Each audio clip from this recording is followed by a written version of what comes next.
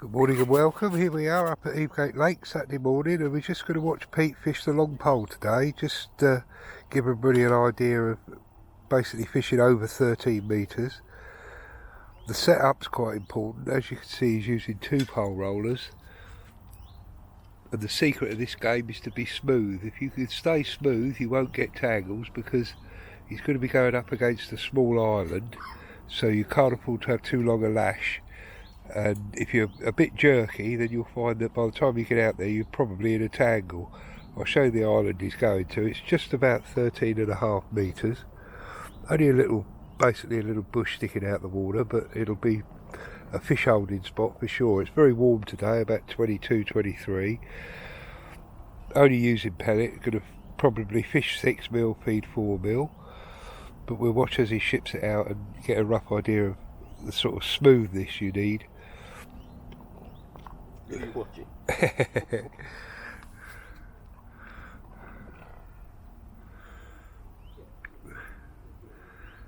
Quite a few anglers up the lake today for a Saturday. We're usually on our own up here, but there's about half a dozen, 10 today. And the unwanted visit of a cormorant. Hopefully he won't stay long.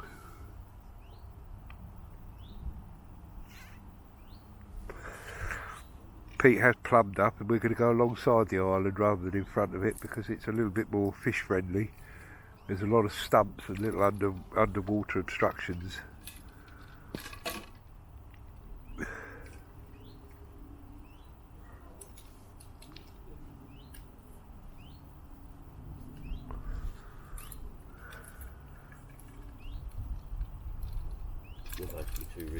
Yeah, just the 2 rigs. One and the bulk down one. Yeah, Pete was just saying one of them's a strung out rig, one's a bulk rig. He's got about 24, 30 inches of water perhaps. 34 inches. 34 inches of water, and that'll be quite tight to the island. I'll try and get you to see the float out there, but it'll be pretty tight. We'll be able to watch where he cups in the initial feed, and that'll give us a rough idea of where the float. And this is again where the smoothness comes into it, because little pot of micro pellets there, just to start them off with.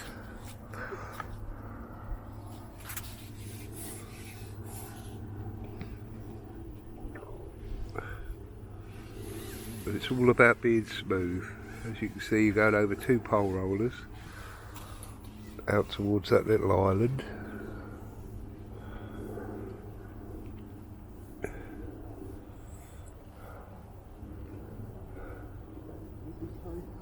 And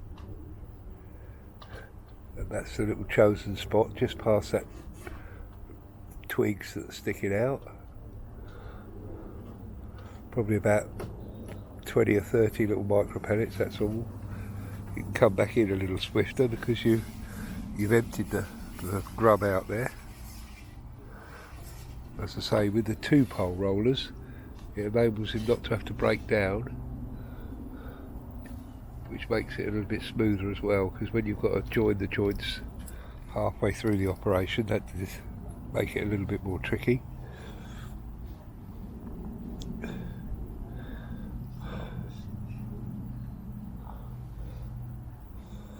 Might take a minute or 2 to get a first bite, but I'd be surprised if it takes very long.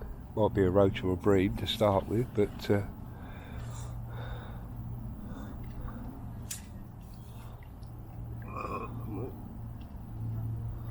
just wet the elastic there so it runs nice and smooth. As you can see, there's only about a 4-inch lash, so it's all about being smooth.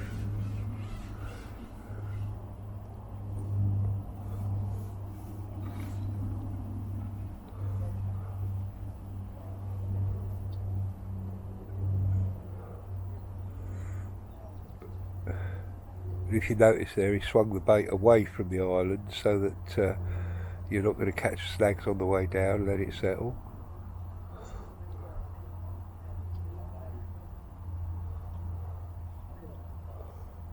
Oh, look at the fizzing, yeah.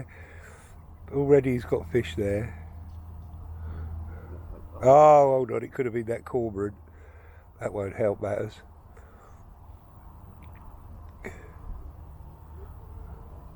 off.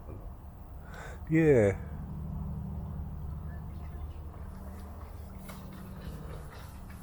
I think that's decent. I don't know, I've been so fast, didn't I? Yeah.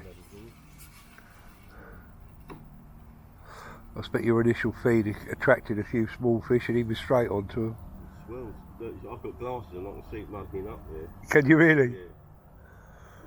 Pete was just saying that he could actually see the mud starting to swirl and stir where he put that initial bit of grub in. Just trimming the float, make it so that it gives him a little bit more vision.